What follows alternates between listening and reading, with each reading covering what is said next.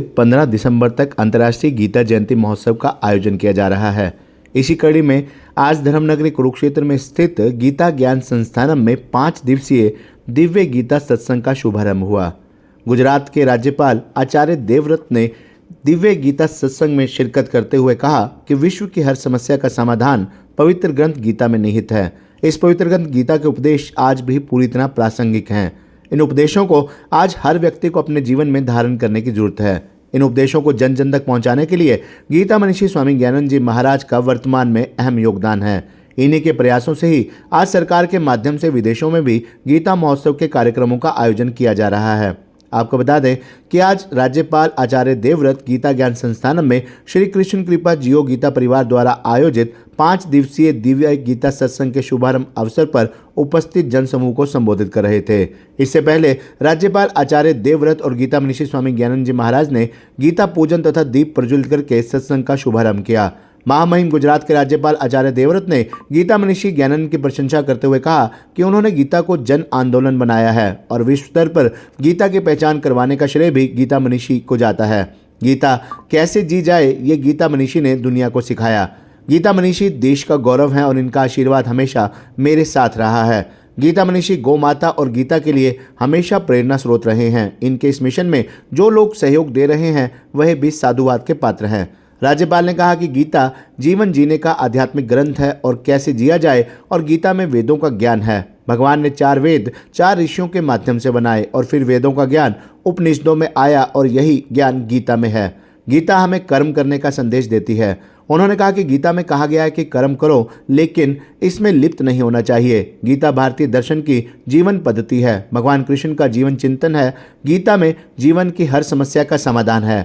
गीता हमें मृत्यु के भय से मुक्ति दिलाती है। महामहिम ने कहा कि जो अनुकूलता है वही सुख है और जो अनुकूल ना आए वह दुख है। गीता भारतीय परंपराओं का अद्भुत ग्रंथ है। इससे पूर्व महामहिम राज्यपाल ने संस्थापन में ध्यान साधना केंद्र का उद्घाटन भी किया। इस अवसर पर स्वामी निमंगाचार्य, स्वामी प्रकाशानंद, स्वामी नवलगिरी, स्वामी अगीतानंद, स्वामी मारुतिनंदन वागेश, स्वामी हरिओम परिवारजक सहित संत महात्मा दिव्य गीता सत्संग के शुभारंभ अवसर पर उपस्थित रहे। इस दौरान गीता मनीषी स्वामी ज्ञानंद महाराज ने सभी संतों का स्वागत करते हुए कहा कि गीता घर घर में पढ़ी जानी चाहिए। गीता को जन आंदोलन बनाना होगा क्योंकि जीवन की सभी समस्याओं का समाधान गीता में है और गीता राष्ट्र का गौरव है। गीता किसी एक धर्म की नहीं बल्कि समस्त मानव जाति को जीने की कला सिखाती है। उन्होंने कहा कि महामहिम राज्यपाल ने गुरुकुल राष्ट्रीय स्तर पर पहचान दिलाई है। इनका जीवन गाय और गीता के प्रति समर्पित है। गीता मनीषी ने महामहिम राज्यपाल को राजभवन गुजरात में रखने के लिए भी गीता भेंट की। महामहिम राज्यपाल ने स्वामी निमंगाचार्य को गीता के प्रति भेंट की। इस अवसर पर अंतर्राष्ट्रीय गीता महोत्सव प्राधिकरण के सदस्य गौरव अग्रवाल, यूएस से सेवानिवृत्त आईएएस अधिकारी Sumedha Kataria, doctor Ajay Agarwal, doctor Sandeep Chhabra, doctor Tulsi Sardana, Ashok Chawla ने गीता पूजन किया और गीता मनीषी से आशीर्वाद प्राप्त किया। इस कार्यक्रम में कुरुक्षेत्र विकास बोर्ड के मानद सचिव उपेंद्र सिंगल, 48 कोष तीर्थ निगरानी कमेटी के चेयरमैन मदन मोहन छाबड़ा, संस्थानम के प्रधान मंगतराम जिंदल, गीता महोत्सव प्राधिकरण के सदस्य विजय नरूला, अशोक रोशा, कैप्टन परमजीत, सौरभ चौधरी, केडीबी सदस्य एम.के. मोदगिल, राजेंद्र चोपड़ा, श्री ब्राह्मण एवं तीर्थोद्धार सभा के मुख्य सलाहकार जयनारायण शर्मा, रामपाल शर्मा सहित अनेक गणमान्य व्यक्तियों ने भाग लिया।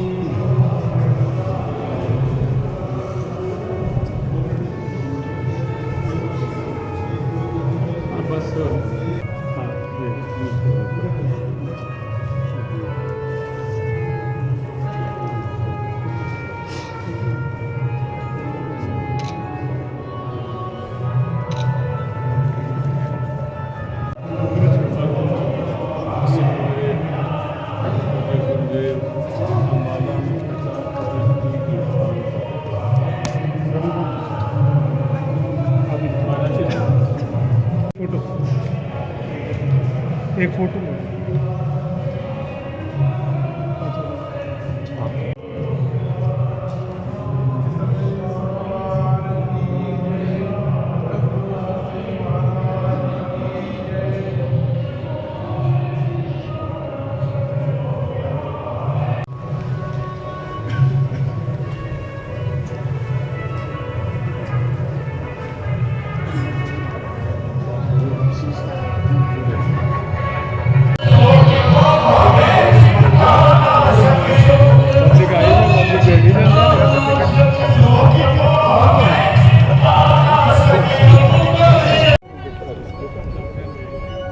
पीछे रहो थोड़ा भाई साहब, आगे का हो जाता है।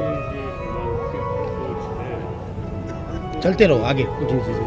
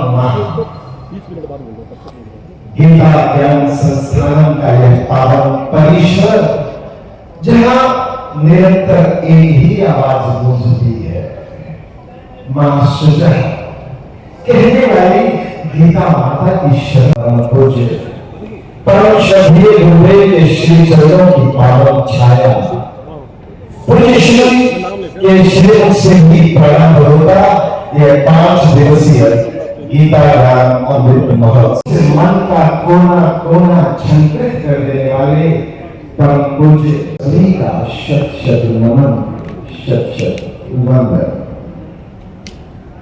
आलाप के इन क्षणों में बहुत ही उत्साहवर्धन करने वाला यह भी कि आज मंच पर शोभायान है, सुशोभित करने वाले आदरणीय महामहिम श्री आचार्य जी देवव्रत जी हमारे मध्य सभायमान है। हृदय की गहराइयों से आपका हार्दिक अभिनंदन, हार्दिक स्वागत। शौर्यो अजायत श्रोत्राद्वायुश्च पराणश्च मोघा दग्निरजायत इदग्गो हवेः प्रजननं मे अस्तु दशभिरग्गो शर्वगणग्गो स्वस्तये आत्मजने प्रजाशने पशुशने लोकजन्यभयजने अग्नेः प्रजां बहुलां मे करोत्वन्नं भयोरेतो अस्मासु दत्ता ॐ चन्द्रमा मनसोजा तच्चक्षुः सूर्यो अजा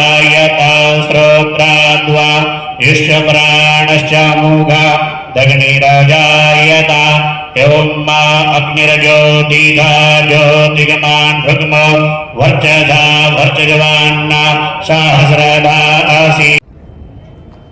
श्री हरिओम जी भी यहाँ उपस्थित हैं, कृपा पूर्वक मंच पर शोभायमान है। हृदय से अभिनंदन, स्वागत।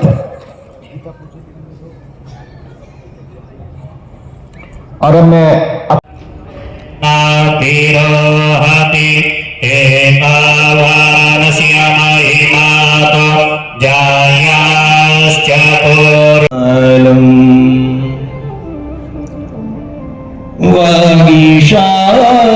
वागीशायस्य वदने लक्ष्मीयस्य च वक्षसि यस्यास्ते हृदये संवित् तं सिन्धुमहं भजे। मृत्युर्मा अमृतम गमय ओम शांति। पंच दिवसीय इस गीता सत्संग में उपस्थित हमारे लिए बहुत ही प्रेरणा के स्रोत, जिन्होंने गीता को जन आंदोलन बना दिया और विश्व स्तर पर गीता जिसकी पहचान थी, लेकिन हर मन और हर जन के दिलों में गीता कैसे जी जाए, ऐसे संत पूज्य स्वामी ज्ञानानंद जी महाराज और हमारे बीच में उपस्थित आदरणीय निम्बकाचार्य जी, मान्य श्री आदरणीय ज्ञानेश्वर जी, आदरणीय डॉक्टर आदित्यानंद जी, मान्यवर आचार्य श्री वागेश जी और इस सत्संग में पहुंचे सभी सम्मानित संतगण और सभी सम्मानित युवा भाइयों, बहनों, माताओं और बुजुर्गों। पूज्य स्वामी ज्ञानानंद जी का आशीर्वाद सदैव बना रहा। आप हमारे इस नगर का नहीं, देश का गौरव हैं। और जैसा पूज्य स्वामी जी ने कहा, इस गीता स्थली का जब शिलान्यास हो रहा था, उसी समय में आया था, खुला हुआ भूखंड था। लेकिन आज इतना सुंदर ये संस्थान बना है और इसमें अनेक ऐसे प्रकल्प स्थापित हुए हैं जो हमारी आने वाली पीढ़ियों को सदैव प्रेरणा देते रहेंगे, अध्यात्म की भी, गीता के लिए भी और जीवन दर्शन के लिए भी और गौ माता की रक्षा के लिए भी। यह भव्य और सुंदर परिसर, इसके लिए मैं पूज्य स्वामी जी को बहुत बहुत अभिनंदन, स्वागत और साधुवाद देता हूँ। और जिन जिन लोगों का इस पवित्र मिशन में सहयोग रहा, वो भी सब हमारे लिए श्रद्धा और सम्मान के पात्र हैं। भाइयों बहनों, इस सृष्टि को बने हुए साइंटिस्ट लोग कहते हैं लगभग 2 अरब साल हो गए हैं। थोड़ा सा ध्यान करेंगे मेरी बात की ओर। साइंटिस्ट कहते हैं इस दुनिया को बने लगभग 2 अरब साल हुए हैं। साइंटिस्ट तो लगभग की बात करता है, लेकिन भारतीय ऋषियों ने सृष्टि संवत में लगभग गणना नहीं की, अपितु उनका गणित पूर्ण गणित है। उन्होंने कहा लगभग की जो उतने हमारे पास इस सृष्टि की उत्पत्ति का विधिवत समय है, और वो कितना हुआ? 1,96,53,124 वर्ष दुनिया को बने हो चुके हैं। पहली बात। दूसरा, जब ये सृष्टि बनी और ये ब्रह्मांड की रचना परमात्मा की व्यवस्था में हुई, तो अब इस सृष्टि का उपभोग करने के लिए किस वस्तु का क्या प्रयोग करना है, इसका भी तो निर्देशन होना चाहिए। उदाहरण के लिए, ये माइक है मेरे सामने, एक कंपनी इस माइक को बना देती और इसके प्रयोग की विधि न बताती, तो बताओ इसका क्या लाभ था? ये कैमरे वाला हमारे सामने है, कैमरा तो बना दिया जाता और इसके प्रयोग की विधि न होती, तो बताओ इस कैमरे का क्या लाभ? बहुत लंबा ये विषय है, संक्षिप्त में कहते हुए, जब ये विशाल ब्रह्मांड परमात्मा ने बनाया, तो इसका प्रयोग कैसे किया जाए, इसकी जानकारी के लिए ऐसे ही जैसे अनेक कंपनियां कोई भी सामान बनाती हैं, वो सामान बनाकर उसके निर्देशिका एक पुस्तिका भी साथ में देती है। हमारी माताएं बड़ी संख्या में बैठी हैं। माताओं, आप कोई फ्रिज घर में लेकर आती हैं, आप वॉशिंग मशीन भी लेके आती हैं, कोई कुकर भी खरीद के लाती, तो उसके साथ एक पुस्तिका छोटी सी होती है, पम्पलेट, जिसमें उस वस्तु के प्रयोग की सारी जानकारियां दी जाती है। आया, ऐसा ही होता। तो भगवान इतना बावला था, जब छोटी छोटी कंपनियां छोटा सा सामान बना करके भी उसके प्रयोग की विधि साथ में देती हैं, तो भगवान ने इतना विशाल ब्रह्मांड, कितना विशाल, कल्पना नहीं कर सकते। जो सूर्य हम देख रहे हैं ना, ऐसे अब तक जिस सृष्टि का पता लगा है, जिसका हमारे साथ संपर्क है, उस पूरी दुनिया में एक ही सूर्य दिखाई दे रहा, तो हमारा भी और दुनिया का भी। और साइंटिस्ट लोग कहते हैं ऐसे ऐसे अरबों सूर्य है, अरबों लगा सकते हैं सृष्टि का नाम। इतना विशाल ब्रह्मांड हो और इसके प्रयोग की कोई विधि ना हो, तो क्या समझ में आती बात? नहीं आती। इसलिए जब ये सृष्टि बनी, मनुष्य का जन्म हुआ, अवतरण हुआ, वनस्पति आए, जीव जंतु आए, प्राणी जगत आए, तो इन प्राणियों में सर्वश्रेष्ठ प्राणी जो था वो मनुष्य है। सबसे श्रेष्ठ प्राणी, जिसने इस समस्त विश्व का भोग करना। क्यों? जितनी योनियां हैं दुनिया में, मनुष्य को छोड़कर, वो सब भोग योनियां। और मनुष्य केवल कर्म ही नहीं, ये भोग योनि भी और कर्म योनि भी, मनुष्य डबल है। जितने प्राणी धरती पर है मनुष्य को छोड़ के, वो सब भोग योनियां हैं, अपने पिछले किए कर्म को भोग रही हैं। और हम जो हैं मनुष्य, हम पिछले जन्म के किए कर्मों को भोगते हैं और अगले जन्म के लिए कर्मों को करने की भी स्वतंत्रता परमात्मा ने दी। इसलिए हम कर्म योनि भी हैं और भोग योनि भी हैं। इसलिए अन्य प्राणियों से अलग मनुष्य वो सर्वश्रेष्ठ प्राणी है, जिसने समस्त ब्रह्मांड का उपयोग करना। अब इसकी उपयोग की वो निर्देशिका पुस्तिका क्या है? वो है मेरे भाइयों बहनों, वेद। विश्व की लाइब्रेरी में वेदों से पुरातन कोई भी पुस्तक नहीं है।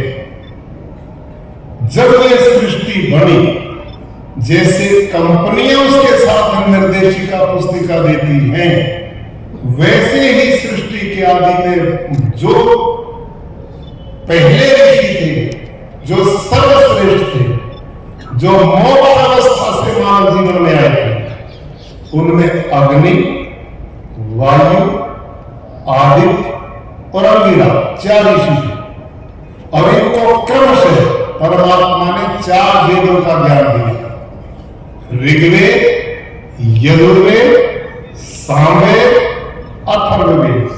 फिर प्रश्न और कैसे दिया, उसका प्रमाण वेद में हृत प्रतिष्ठम जगदीरम तन्मे मना शिव संकल्पमस्तु। उस परमात्मा ने, क्योंकि वो सर्वव्यापक, सर्वांतर्यामी है, हमारे अंदर ही है, बाहर नहीं है, तो उसने हृदय प्रदेश में बैठकर इन 4 वेदों का ज्ञान अलग अलग 4 ऋषियों को दिया। और उन 4 ऋषियों ने उस ज्ञान को अपनी शिष्य मंडली को दिया, उन्होंने अगले लोगों को दिया, उन्होंने अगलों को दिया। और ये प्रवाह से सृष्टि के आदि में, इसलिए कहा महर्षि मनु ने भी, वेदो अखिलो धर्म मूल। धर्म का जो मूल है वो वेद है, और वो वेद का ज्ञान सूत्र रूप में है, मंत्रों में। और उन मंत्रों को सरल करने का काम, ताकि आम जनता तक वो विचार जा सके। ऋषियों ने उस व्यवस्था को रखते हुए कालांतर के बाद उपनिषदों में उस ज्ञान को सरलता से कथानकों के रूप में प्रस्तुत किया। उपनिषदें जो हैं वो वेदों का ही मूल ज्ञान है, और गीता उपनिषदों का ज्ञान है। और सरलता से भगवान कृष्ण गीता में, जो गीता का, जो महाभारत में जो गीता का उपदेश हुआ है, वो ज्ञान वेदों से चला, उपनिषदों से होता है, और फिर वो ज्ञान गीता के रूप में प्रकट हुआ। और कुछ तो वेद के और गीता के श्लोक और वेद का मंत्र इतना सामंजस्य है कि आपने वेदों को नहीं पढ़ा तो भी समझ में आया। वेद का एक मंत्र है, कुर्वन्ने वेह कर्माणि जिजी विशेषतम सम एवं कोई नान्य तीर्थवस्ति न कर्म लिप्यते है। अब इसका अर्थ क्या है? वेद में भगवान कहते हैं, हे मनुष्यों, तुम जीवन को कैसे जियो, अपने जीवन को स्वस्थ बनाओ और 100 वर्ष तक लंबा जीने की कामना करो। जब तक 100 वर्ष तक जियो, कैसे जियो? कुर्वन्ने कर्माणि, कर्म करते हुए ही जियो, कर्म करते हुए जियो। न लिप्यते, कर्म करो लेकिन उस कर्म में लिप्त नहीं होना। कर्म करना है, उसमें लिप्त नहीं होना। अब ये मंत्र है वेद का। और भगवान कृष्ण ने एक श्लोक कहते हैं गीता में, क्या है? कुर्वन्ने वेह कर्माणि जिजी विशेषतम सम एवं कोई मान्यते तो अस्ति न कर्म लिप्यते। बिल्कुल शब्द भी वही, भाव भी वही, अर्थ भी वही, ज्यों का त्यों ये ज्ञान वेद से प्रवाहित होकर उपनिषदों के माध्यम से गीता में प्रस्तुत हुआ। भाइयों बहनों, समय का अभाव है, मुझे भी अपनी मीटिंग में जाना है, लेकिन एक चर्चा आपके बीच में। गीता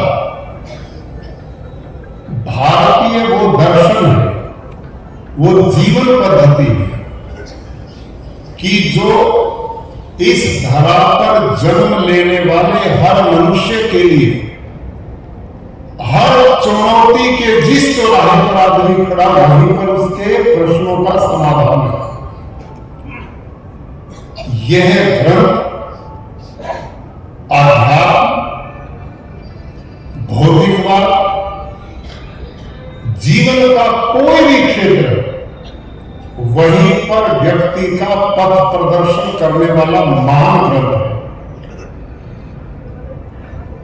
कृष्ण केवल नाम नहीं है, वो योगेश्वर भी है, वो बहुत बड़े योगी हैं। उनका दर्शन चिंतन गीता में जो उभर करके प्रस्तुत हुआ, वो जीवन के हर पक्ष के पहलुओं का समाधान है। जीवन में माता और भाइयों, सबसे बड़ा दुख का जो किसी के जीवन में समय तो मृत्यु है, उसे कोई नहीं देखना चाहता ना सुनना चाहता। सबसे भय यदि है जीवन में तो मृत्यु से। एक बालक जन्म लेता, मेरी माता पैदा होते ही रोता। क्यों रोता? वो अपनी मां को कहता, मां बचाओ नहीं तो मैं मारा। क्या करूं? उसको वस्त्र पहनाती, उसको दूध पिलाती, गर्मी सर्दी से बचाती, फिर बड़ा हुआ। उसके बाद हम भवन बढ़ाते हैं। क्यों बढ़ाते हैं? ताकि परिस्थितियों से, वातावरण से लड़ाई लड़ी जा सके। नहीं होगा तो जीवन फिर मृत्यु की ओर बढ़ता। बीमार होते, दवाई तो नहीं तो गया। जन्म से लेकर अंतिम समय तक मृत्यु और हमारा संघर्ष जारी रहता। लेकिन हम इतने प्रबंध करते हैं, सारी जिंदगी इसी प्रबंध पे लगे रहते हैं। लेकिन एक समय फिर भी आता है, प्रबंध करे कराए रह जाते हैं, और मैंने और आपने अंत में फिर चार कंधों की सवारी करनी ही पड़ती। तो मृत्यु निश्चित है, लेकिन मृत्यु बहुत भय देने वाली, बहुत भय देने वाली। क्योंकि जो मर गए हैं, कोई बताने नहीं आता मृत्यु कैसी है। और मेरा आपका नंबर भी पड़ा नहीं, इसलिए हमें पता नहीं, डरे रहते। दुनिया में केवल एक ग्रंथ है मेरी माता और बहनों भाई, वो है योगेश्वर भगवान कृष्ण का गीता।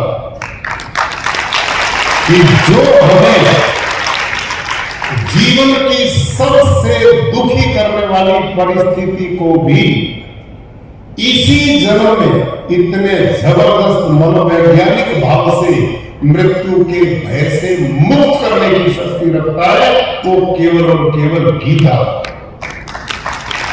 इससे बड़ा दुख कुछ नहीं, इससे निवारण का तरीका गीता।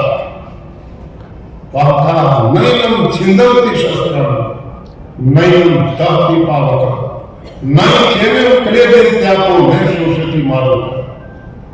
कि तुम क्यों डरते हो? ये जो शरीर है ना, जो दिखाई देता, ये तो इसका कलेवर बात है। असली तत्व इसमें आत्मा, और वो आत्मा है कैसा कि उस आत्मा को अग्नि जला नहीं सकता, पानी गला नहीं सकता, हवा सुखा नहीं सकता। वो शाश्वत और अमर और नित्य है। शरीर तो परिवर्तनशील है, आत्मा परम अमर है। वो कभी मरता नहीं, न जायते न मृत्यते कदाचित। मरेगा तो वो ना जिसका जन्म होगा, जिसका जन्म ही नहीं होता उसका मरने का सवाल ही पैदा नहीं होता। तो आत्मा क्या, उसका जन्म होता नहीं। ईश्वर, जीव और प्रकृति ये तो अनादि सत्ता है, इसका जन्म नहीं होता। जन्म होता शरीर का, इसलिए जाता है। और परम सत्ता तो इसी आत्मा की। हम दुनिया वाले क्या सोचते हैं मेरी माता, कि ये जो दिखाई देते हैं ना, यही सत्य है। ये दुनिया दिखाई देती इसलिए यही सत्य है। इसलिए क्या बोलते हो, eat drink and B Mary. खाओ पियो मजे लो, फिर कभी नहीं मिलेगा। ये सिद्धांत उन लोगों का हो सकता है जो पुनर्जन्म में विश्वास नहीं करते। लेकिन हम पुनर्जन्म में विश्वास ही नहीं करते, हम उसकी प्रामाणिकता को भी सिद्ध कर सकते हैं। पुनर्जन्म परम सत्य है। और कर्म फल व्यवस्था परम सत्य है। ये सिद्धांत यदि मेरे आपके मनों में बैठाकर और मृत्यु के भय से मुक्त करने का काम किया तो गीता ने किया, भगवान कृष्ण ने किया। भाइयों बहनों, मैं जो कह रहा था कि हम सोचते हैं कि ये जो दिखाई देने वाला ये सत्य है, शरीर क्यों सत्य है? क्योंकि दिखाई देता। ये दुनिया क्यों सत्य है? क्योंकि दिखाई देता। ये पहाड़, ये नदियां, ये नाले, ये बड़े भवन, ये दुनियादारी ये दिखाई देती, इसलिए यही सत्य है। आत्मा क्यों सत्य नहीं? क्योंकि दिखाई नहीं देती। परमात्मा क्यों नहीं सत्य? क्योंकि दिखाई नहीं देता। नास्तिक ही तो बोलते हैं। लेकिन भाइयों बहनों, साइंस भी इस बात को मानती है, जो चीज दिखाई नहीं देती वो दिखाई देने वाली से ज्यादा सत्य है। ये माइक देख रहे हो नहीं आपसे? दिखाई दे रहा कि नहीं आपको? तो मेरे सामने माइक से आप उनको सत्य क्यों मानते? क्योंकि दिखाई देते हैं। लेकिन इनमें न दिखाई देने वाली एक चीज है जिसका नाम बिजली है। ईमानदारी से बताओ, चली जाए तो दिखाई देने वाला किसी काम का रहेगा? बोलो भाई लोगों, नहीं रहेगा। ये शरीर को हम सत्य मानते हैं, आंख देखती है, कान सुनते, हाथ उठते, पैर चलते, यही तो बोलते हैं। लेकिन कतई गलत। चक्षुषा न पश्यति येन चक्षुषी पश्यति। मेरी माता भाइयों, आंख नहीं देखता, ये वहम है हमारा। आंख नहीं देखता, आंख जिसके द्वारा देखता वो आत्मा है। कान नहीं सुनता, कान जिसके द्वारा सुनता वो हमारा आत्मा है। हाथ नहीं उठता, हाथ जिसके द्वारा उठता है वो हमारा आत्मा है। पैर नहीं चलता, पैर जिसके द्वारा चलता वो हमारा आत्मा है। ईमानदारी से बताना, एक आदमी की मृत्यु हो गई, उसको हमने धरती पे लेटा दिया। बताओ उसमें कौन सा ऐसा अंग है जो मरने से पहले था और अब नहीं है? बोलो, सारी चीज है क्या नहीं? आंख है, हाथ पैर है। अब आंख ही देखती थी तो किसने रोक दिया देखने के लिए? बोलो, कान ही सुनते थे तो कान तो भी इस लाश में क्यों नहीं सुनते? हाथ ही उठते थे तो इस लाश में हाथ तो भी है, पैर भी है, सारी ही तो चीज है। इसमें कौन सी निकल गई? वो निकल गई जिसको कहते हैं हम आंख से नहीं देखते, उसका नाम है आत्मा। और उसी का ध्यान कराने का ग्रंथ है गीता। ये जो ध्यान वाला है, आत्मा को जानना और परमात्मा से जोड़ना, यही तो जीवन दर्शन है भारत के अध्यात्म का। यही तो पूर्णता है। संसार को भोगो, मनाई नहीं है। ईर्षावास्यमिदं सर्वम् यत्किंच जगत्याम तेन त्यक्तेन भुंजीथा मां वदकस्य धर्मम्। ये वेद भी कहते हैं, उपनिषद बोलती, गीता कहती है दुनिया से भागना नहीं है, दुनिया को भोगना। लेकिन कैसे? कमल में महामसी गीता कहती है कि दुनिया को भोगो, लेकिन उसमें ऐसे निर्लिप्त रहो जैसे कमल का पत्ता पानी में रह करके भी पानी से अलग है। जब छोड़ने की घंटी बजे तो चिपको मत।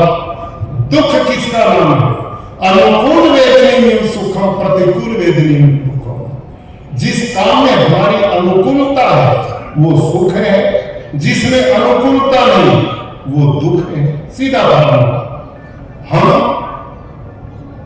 घर से यहां लोग आए, पूज्य स्वामी जी ने बड़ा अच्छा सत्संग का आयोजन किया। इसमें खर्चे नहीं होते हैं।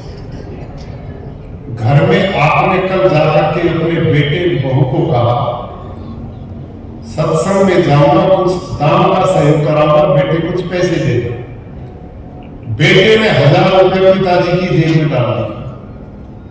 पिताजी बड़े शहर में बस में चढ़ करके बड़ी खुशी से आया। आज जाके सत्संग में दान दूंगा। रास्ते में बस में भीड़ थी, जेब का तला भी चढ़ा हुआ था। उसने बेचारे बुजुर्ग का दुरुपयोग करते हुए पैसे रास्ते में निकाल लिए, जेब काट ली। और बुजुर्ग यहाँ या जो पीछे बैठे ना रसीद काटने का, दौड़ा, बड़ी खुशी, बड़ी उत्सुकता। किस बात की? कि मैं दान दूंगा। जेब में देखा तो कुछ भी नहीं पाया। जितना खुश था उससे भी ज्यादा दुखी हो गया। अब मैं आप सबसे पूछता हूं, ध्यान करो, जेब कतरे ने उसकी जेब से पैसे निकाले तो भी जेब से बाहर गए, और यहां खुद निकाल करके देता तो भी जेब से बाहर गए। उसके पास तो दोनों अवस्था में नहीं रहेगा। जेब कतरा निकाले या खुद दिल से तो पैसे गए, लेकिन अनुकूलता और प्रतिकूलता। जेब कतरे ने बिना इच्छा के निकाले, इसलिए महान दुख हो गया, और अपने आप देता तो महान सुख हो गया। इसलिए कहा अनुकूल वेदनीय सुखम, प्रतिकूल वेदनीय दुख। गीता यही बात कहती है, लोगों इस दुनिया का भोग करो, भागो मत, बढ़िया मकान में रहो, बढ़िया वस्त्र पहनो, बढ़िया खाओ पियो, गाड़ी में चढ़ो, पैसा कमाओ, कोई दिक्कत नहीं, लेकिन इससे चिपको मत, इसको अपना मत समझो। ये हमारी है केवल प्रयोग करने के लिए दी। जब छोड़ने की घंटी बजे तो ऐसे छोड़ करके भाग जाओ, अब मेरा समय खत्म होगा, ये माइक बोलने के लिए दिया, प्रयोग कर रहा हूं, जाऊंगा तो छोड़ जाओ। मैं ही कहूं स्वामी जी, इस पे मैं बोले तो लेके जाऊंगा। क्या कहेंगे महाराज जी, आप लोग ये राज्यपाल जी बुलाए थे, मेरे चोर जी बुलाए, यही होगा कि नहीं? ये है जीवन जीने का दर्शन, और ये गीता मेरे आपको सिखाती है। गीता के बहुत पहलू हैं, 18 अध्यायों में एक से एक दर्शन है। एकांत में बैठकर इसको केवल पुस्तक न मान करके ये मेरे आपका जीवन बनना चाहिए, इसको जीना चाहिए। इससे परम सुख की प्राप्ति होगी, परम आनंद की प्राप्ति होगी। ये दुनिया भी सुख देगी, परलोक भी सुख देगा, यहां भी आनंद रहेगा, अगला भी रास्ता खुलेगा। इसके द्वारा उसकी प्राप्ति यही जीवन दर्शन है। मुझे बुलाया, महाराज जी का आशीर्वाद रहा। धन्यवाद। ओम शांति।